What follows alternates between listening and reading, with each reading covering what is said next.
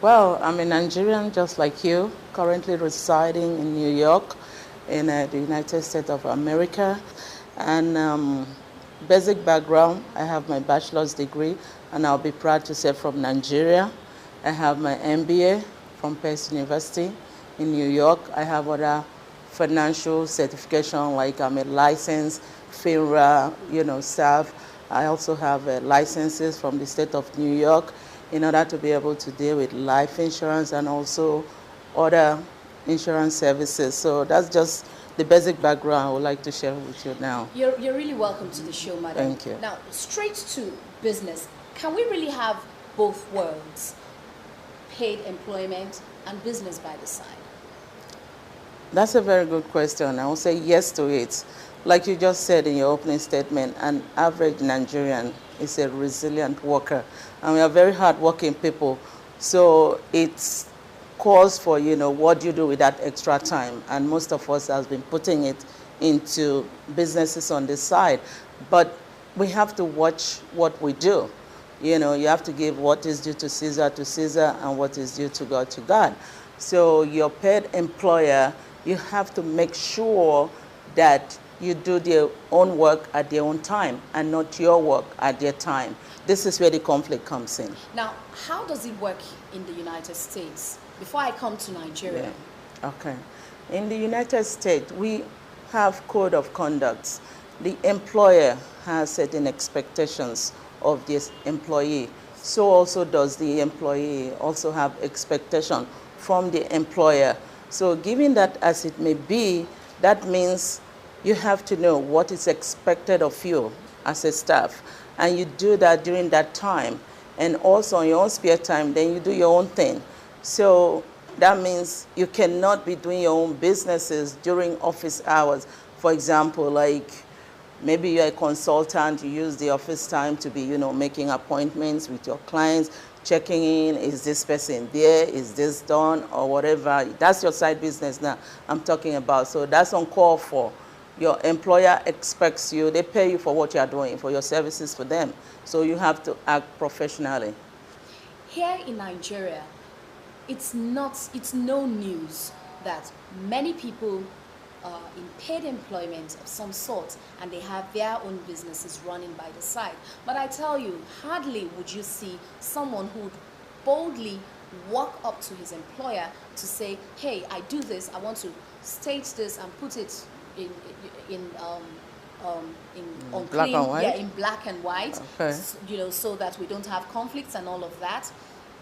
That is strange, I would say. Will do that. They that will is strange. To do that. So how does it work in the U.S.? I find that very odd, especially those of us who work in the financial industry, because this is a fiduciary kind of relationship you have with the bank customers. So if you are going to do a job on the side, it could be consulting, it could be other kind of financial services that you are, performing on the side.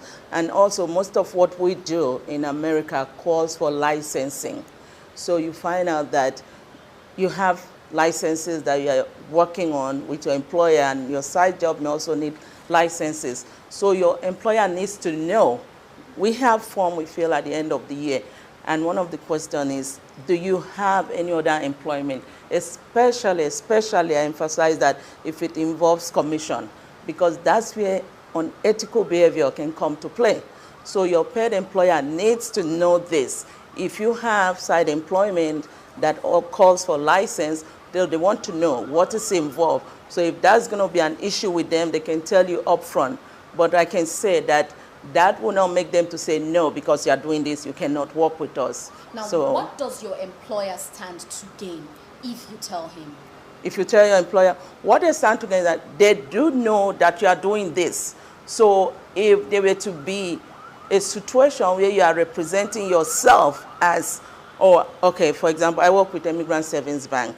If, say, I do tax return, which is something we do in America during tax season, I should not be talking about Immigrant Savings Bank at that point, not projecting immigrant, because my employer is not the one I'm working for at that moment. So if there were to be any problem, that's not the problem of Immigrant Savings Bank. So that's why they need to know. So this way they can disengage themselves with that situation. And also, they have to look at their compliance issues going along in the financial industry. So for that compliance issue, they have to know what you are doing. Is it out of compliance? Will that come to bite them if there's a problem? So that's why my employer has to know, especially where licenses are involved. Now,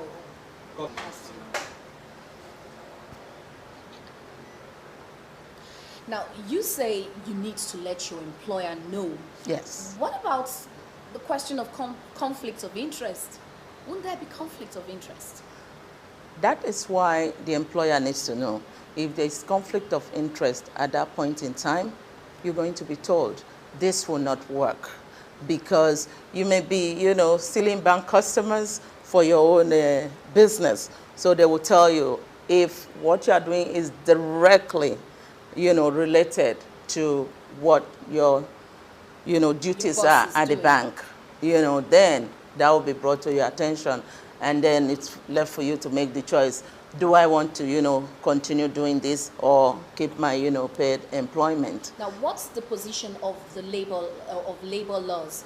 I'm talking about back home in America. In America. All right, the labor laws over in America, they do have federal labor laws and also, state laws. So per se, I cannot, say labor laws is clear cut, So this, again, we have areas of specialization. So that's for the labor lawyers to discuss. But I can, say that your employer cannot force you, that you cannot do this. So they would tell you, this is how we feel about this. It's left for you. The ultimate decision is to be made by the staff.